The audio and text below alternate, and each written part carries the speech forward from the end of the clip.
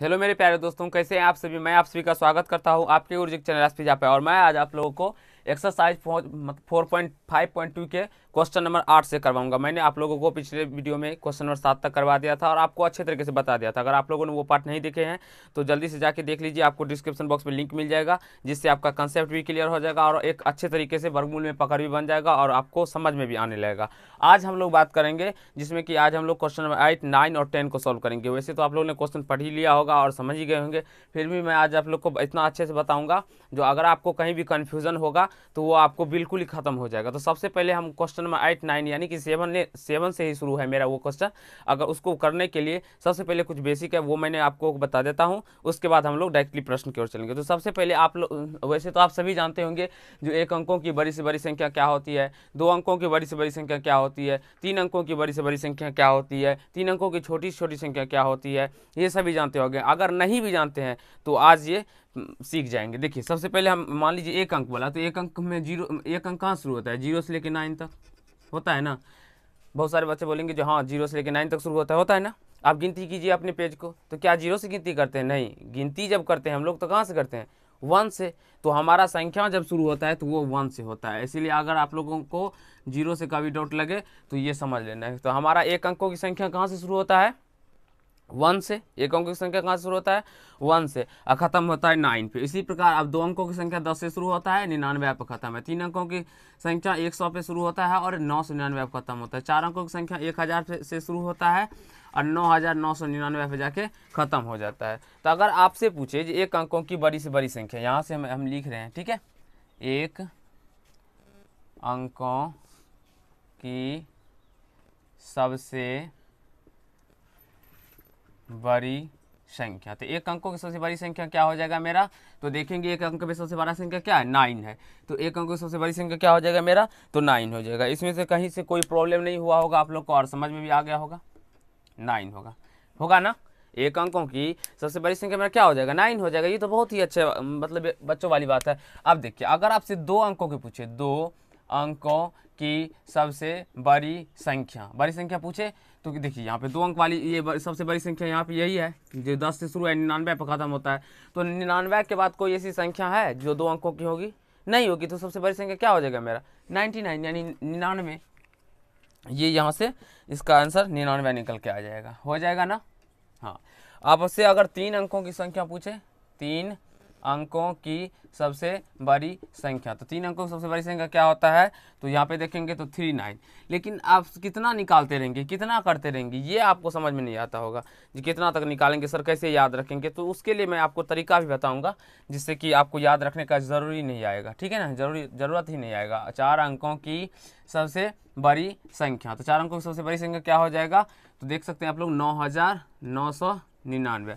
आप तो बोलेंगे सर आपको पता था तो आपने कर लिया। हम लोग कैसे करेंगे? हमको भी तो कोई ऐसा अच्छा मेथड बता दीजिए जिससे कि हम लोग निकाल सके। तो मैं क्या बताऊंगा बाबू, देखिए ये तो बेसिक हुआ, ये पूरा बेसिक है जो बेसिक के तरीके से हमें अगर आपको निकालना है आप इसको मिटा दीजिए। अब देखिए इसको तरीका हम बताते हैं आप लोगों को। तरीका क्या है मेरा? अगर आपसे एक अंकों की सबसे बड़ी संख्या बोला जाए, बड़ी संख्या पे ध्यान रखेंगे, अगर आपको एक अंकों की सबसे बड़ी संख्या बोला जाए तो 1 मतलब 19 दे देना है। दो अंकों की सबसे बड़ी संख्या बोले तो 29 दे देना है। थ्री अंकों की सबसे बड़ी संख्या बोले तो 39 दे देना है, ठीक है। फोर अंकों की सबसे बड़ी संख्या बोले तो 49 दे देना है। 5 अंकों की सबसे बड़ी संख्या बोले तो 59 दे देना है। 6 अंकों की सबसे बड़ी संख्या बोले तो 69 दे देना है। 7 अंकों की सबसे बड़ी संख्या बोले तो 79 दे देना है। तो आशा करता हूँ ये बड़ी से बड़ी संख्या क्या होता है वो क्लियर हो गया होगा, कहीं से कोई प्रॉब्लम नहीं बचा है, ठीक ना। अब हम लोग समझने वाले हैं एक अंकों की सबसे छोटी संख्या। एक अंकों की सबसे छोटी संख्या, एक अंकों की सबसे छोटी संख्या, एक अंकों की सबसे छोटी संख्या। तो वैसे तो सबसे छोटी संख्या एक अंकों की यहाँ से देखेंगे तो सबसे छोटी यही हुआ ना। एक से छोटा हो सकता है कोई संख्या? नहीं हो सकता है। आप लोग जीरो को मत काउंट कीजिएगा, क्योंकि अगर हम मान लीजिए कोई पेज ही गिनना शुरू करते हैं तो कहाँ से जीरो से काउंट, जीरो से गिनती शुरू करते हैं, ऐसे जो 0 1 2 3 4 ऐसे नहीं ना। आप अपने हाथ में ही उंगलियों की संख्या कितनी है तो आप बोलेंगे 5। कैसे होगा 5? अगर आप जीरो को मिलाते हैं तो जीरो को मिला के गिनिए तो 0 1 2 3 और 4 ही होता है। इसीलिए कभी भी संख्या अगर हम गिनती करते हैं तो वो 1 से शुरू होता है मेरा, ये याद रखना है आप लोगों को, ठीक है। अब देखिए तो एक अंकों की सबसे छोटी संख्या क्या हो जाएगा, तो 1 हो जाएगा। ठीक है, दो अंकों की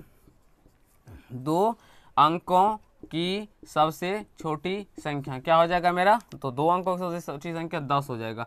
आप देख सकते हैं 10 से छोटा ऐसा कोई और संख्या हो ही नहीं सकता, जैसे कि आप लोग मतलब लिख सकते हो छोटी से छोटी में, 10 से नीचे जाएंगे तो 9 हो जाएगा, और 9 मेरा एक अंकों की संख्या है ना, इसीलिए 3 अंकों की सबसे छोटी संख्या, 3 अंकों की सबसे छोटी संख्या क्या हो जाएगा, 3 अंकों की सबसे छोटी संख्या तो 100 हो जाएगा। आप लोग देख सकते हैं यहाँ पे जी 100 हो जाएगा, कैसे, क्योंकि 100 से छोटा है ही नहीं कोई ऐसी संख्या जो कि 3 अंकों की है। यहाँ पे अगर 99 का बात करें तो वो 2 ही अंकों की है। अब हम देखेंगे तो 4 अंकों की सबसे छोटी संख्या तो क्या हो जाएगा, 1000 हो जाएगा। देख सकते हैं आप लोग 1000 से कोई छोटी संख्या है ही नहीं जो 4 अंकों की है। अगर हम 999 तो वो 3 अंकों की संख्या है। लेकिन हम इतना तक इसमें कैसे निकालेंगे, सबका लिख कर, सर जी सबका लिख कर निकालेंगे, नहीं बाबू, जिस प्रकार मैंने आप लोग को ऊपर में बताया है उसी प्रकार नीचे में भी बताता हूँ। ये तो मेरा बेसिक था, अब हम समझेंगे इसको कैसे अपने दिमाग में सेट कर लेना है। अगर एक अंकों की सबसे आपसे छोटी संख्या पूछे तो आपको डायरेक्टली 1 लिख देना, एक अंक की सबसे छोटी संख्या एक अंक की सबसे छोटी संख्या 1। 2 अंक को पूछना है तो एक तो 1 लिख देंगे और अपने मुंह से 0 दे देंगे। तो जब 2 अंक हमारा पूछ जाए तो छोड़ देना, क्योंकि 2 ही अंक लेना है हमें। 2 अंकों की सबसे छोटी संख्या में तो 2 ही अंक चाहिए ना, तो एक तो मैंने 1 लिख दिया, तो अब 1 0 लिख देंगे।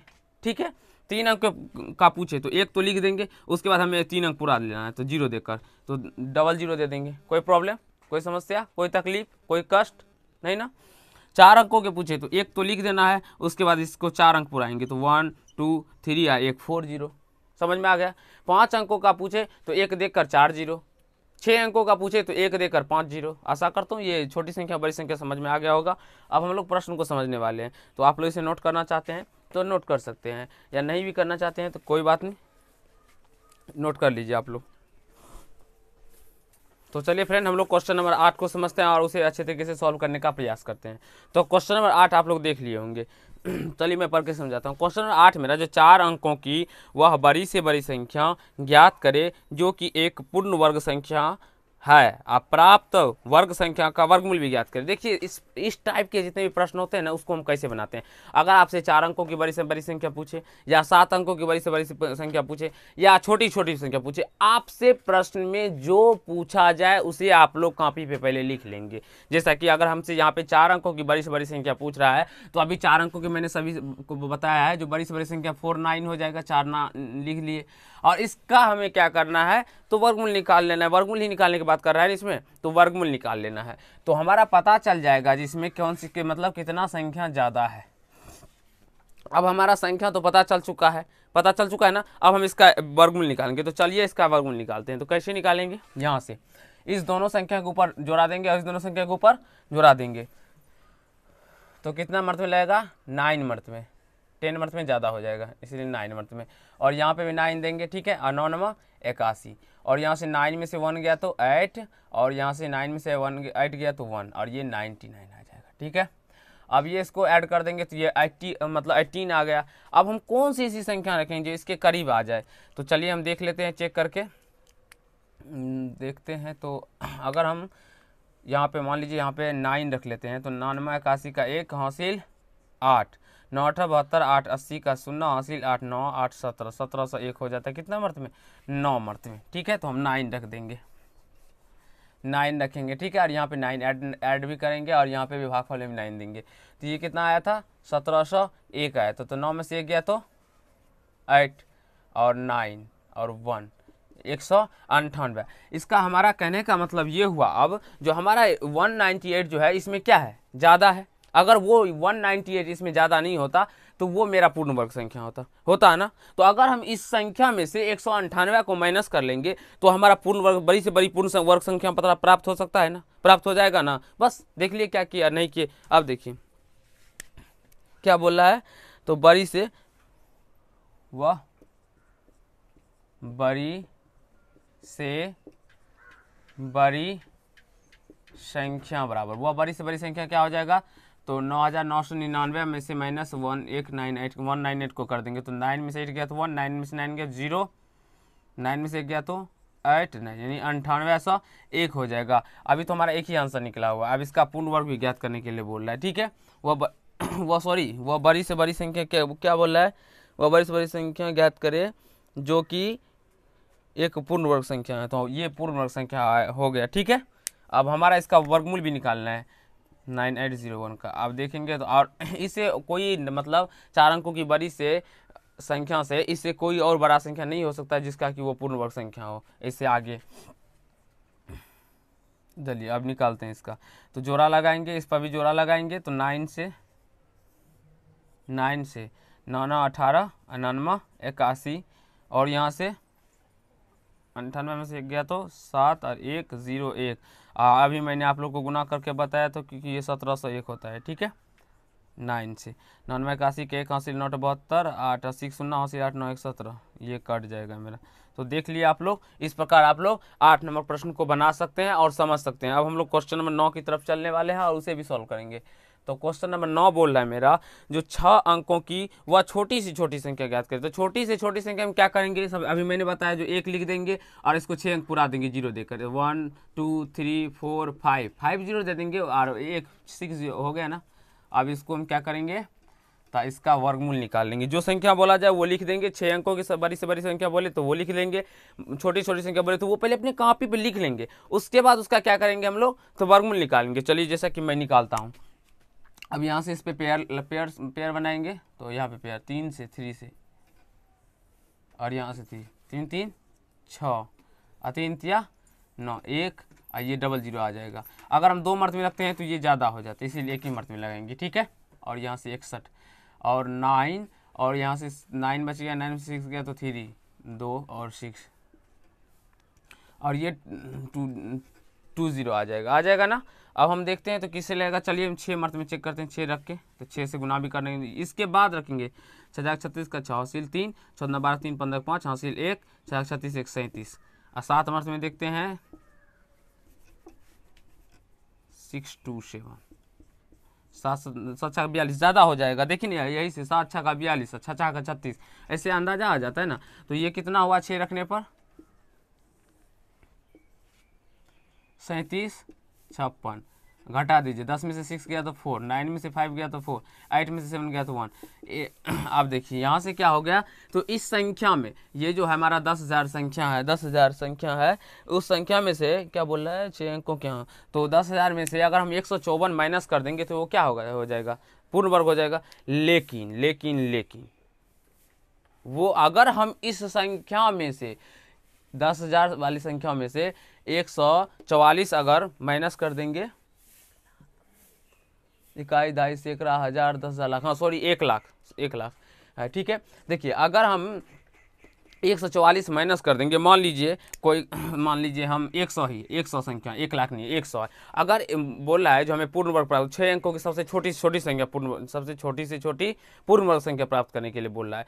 तो अगर हम इसमें से मान लीजिए हमको घटाने पर, मान लीजिए 2 घाटा इसमें शेष अगर वर्गमूल निकालते हैं ना, तो 99 81 और मान लीजिए 100 ही है, वैसे तो होता है, मान लीजिए 2 माइनस करते हैं तो 98 आएगा ना, 98 आ जाएगा ना। लेकिन 98 क्या मेरा 3 अंकों की छोटी संख्या है, नहीं ना है, ये तो 2 अंकों की संख्या हो गया ना। इसलिए इसमें माइनस नहीं करेंगे हम, नहीं करेंगे हम, ठीक है ना, कोई कंफ्यूजन नहीं ना। तो माइनस नहीं करेंगे तो फिर क्या करेंगे, तो इसमें दिमाग लगाइए वो क्या छोटी से छोटी क्या संख्या जोड़ी जाए जो कि वो पूर्ण वर्ग बन जाए। इसमें हमें क्या करना पड़ेगा, तो जोड़ना पड़ेगा। तो चलिए अब कैसे जोड़ते हैं वो निकालेंगे। इसको बड़ी से बड़ी संख्या में याद रखिए, आप लोग घटा भी लेंगे तो आपका आंसर निकल, लेकिन छोटी से छोटी संख्या जब भी आपको प्रश्न दिया रहे तो उसमें हमें क्या करना है, जोड़ना पड़ेगा। क्योंकि अगर हम घटा लेते हैं इसमें से 144 तो ये मेरा 6 अंकों की छोटी छोटी संख्या रहेगा, ये तो 5 अंकों की संख्या बन जाएंगे। अगर अभी 1 लाख है, 1 लाख में से 1 भी घटाएंगे तो ये 5,000 मतलब 5 अंकों की संख्या हो जाएगा ना। तब तो मेरा प्रश्न गलती हो जाएगा ना, क्योंकि प्रश्न में बोला है हमें 6 अंकों की छोटी छोटी संख्या ज्ञात करने के लिए, हो जाएगा ना। चलिए अब देखते हैं, तो ये 316 का है स्क्वायर। तो इसमें बोला 6 अंकों की तो छोटी छोटी संख्या, तो वह छोटी से छोटी संख्या,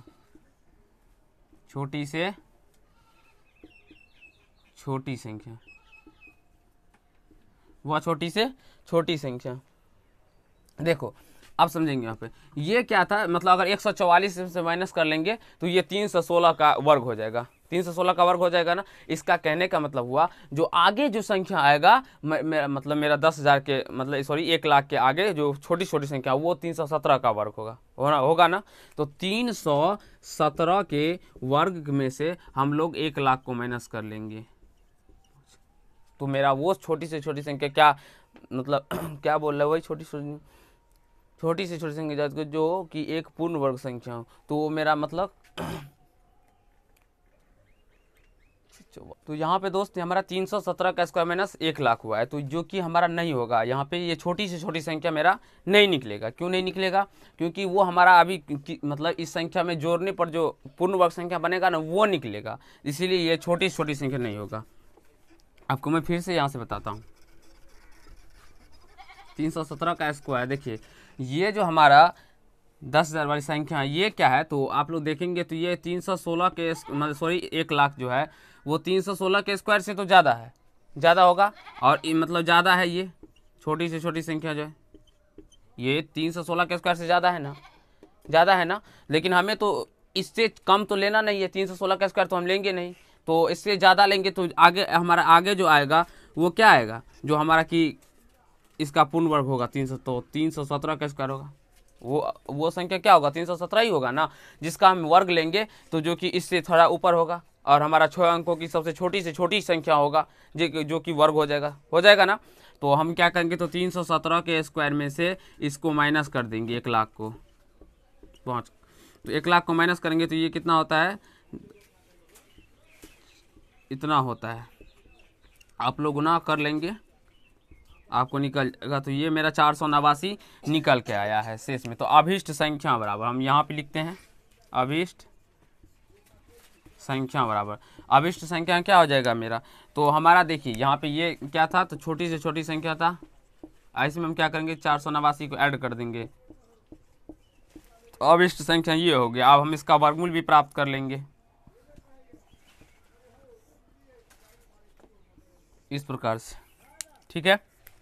यहाँ से ये इसका पेयर बना लेंगे 3 से 3 मत में, और वैसे तो हमको पता ही है कि ये क्या है, तो 317 का स्क्वायर है, 3 3 6, और यहाँ पे स्पेस थोड़ा कम पड़ेगा, फिर भी हम करते हैं कोशिश। 3 3 9 1 0 4, ये दोनों 0 4 आ गया, तो अब यहाँ पे हम 1 रखेंगे, और यहाँ पे भी 1 रखेंगे, यहाँ पे भी 1 रखेंगे, और ये हो जाएगा मेरा 61, और यहाँ से ये चला जाएगा तो क्या हो जाएगा, तो 3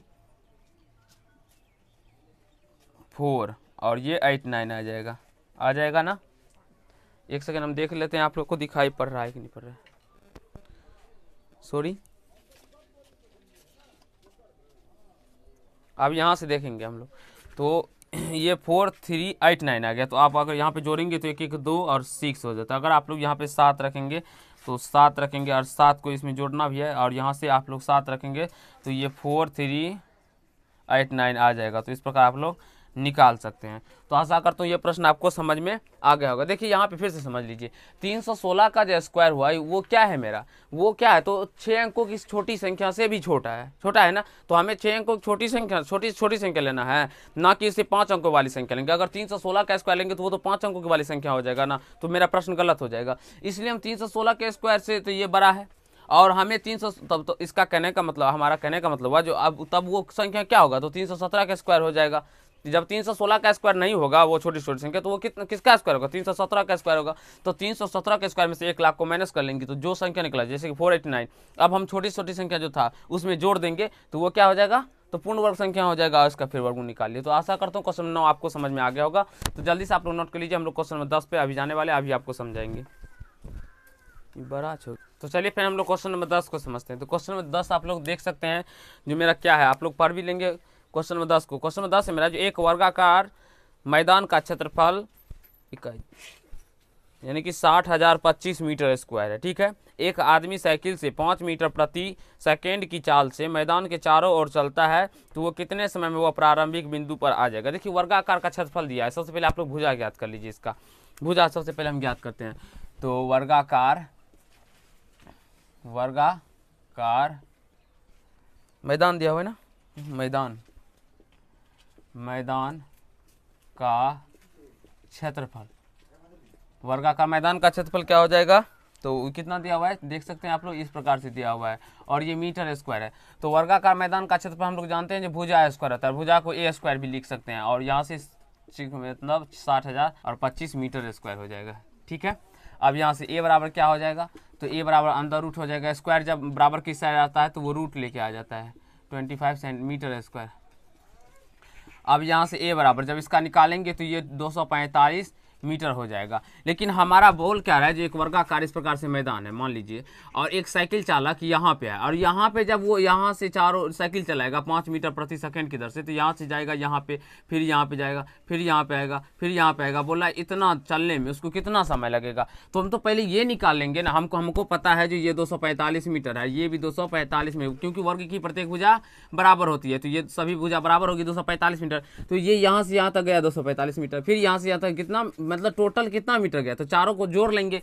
तो लेकिन वर्ग का हम इसमें क्या होता है, ये चारों भुजा के ऊपर चलना हो, एक प्रकार से आप लोग परिमाप हो गया, तो हम लोग वर्गाकार मैदान का परिमाप निकाल लेंगे। ठीक है, वर्गाकार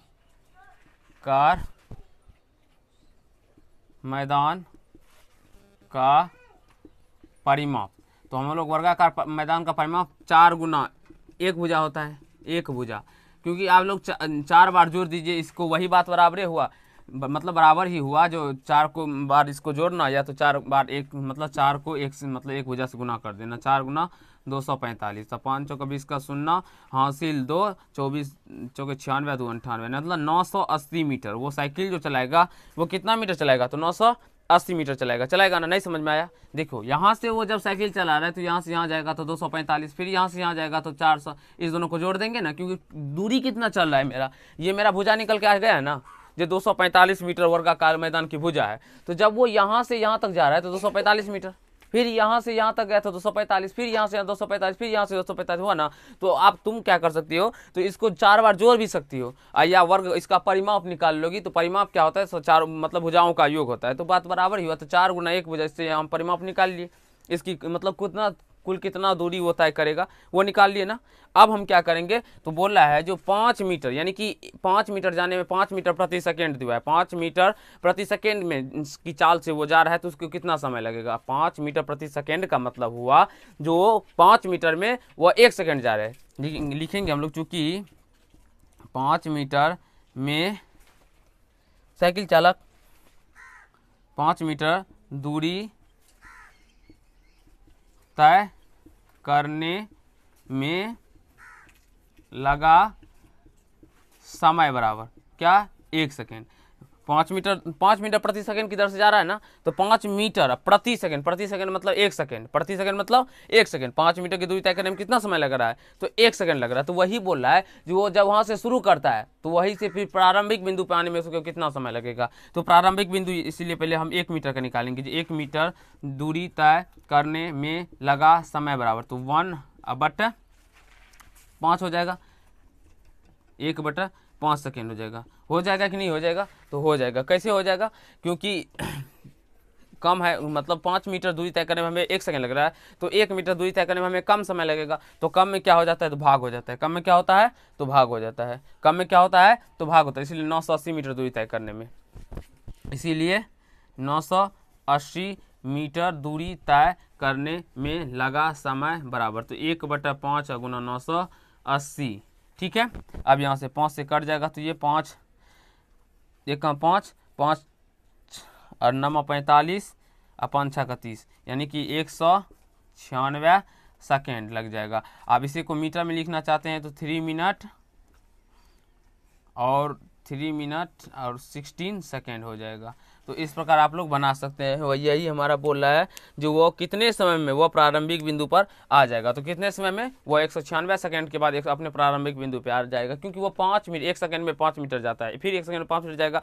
तो इस प्रकार हम लोग निकालेंगे। और एक मेथड और भी है, तो क्या कैसा है, तो दूरी हमारा दिया हुआ है, दूरी निकल के आ चुका है ना, टोटल दूरी कितना है 980, अब वो 980 मीटर ही जाएगा। टोटल दूरी कितना है 980 ही नहीं जाएगा।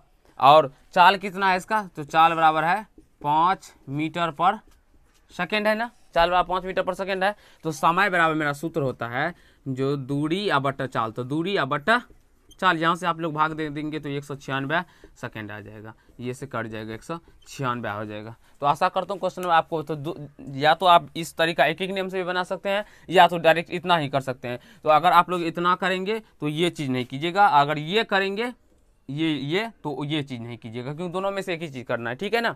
तो अगर आप लोग को अच्छा लगा तो लाइक कीजिएगा, कमेंट कीजिएगा और शेयर कीजिएगा जितना हो सके। और अगला चैप्टर मेरा घन और घनमूल होगा तो उसको भी शुरू करेंगे और उसे भी अच्छे तरीके से समझने का प्रयास करेंगे। तो इस पार्ट में लोग इतना ही करेंगे, नेक्स्ट पार्ट में इसे आगे करेंगे। तो धन्यवाद दोस्त, इस पार्ट में लोग इतना ही करने जा रहे हैं।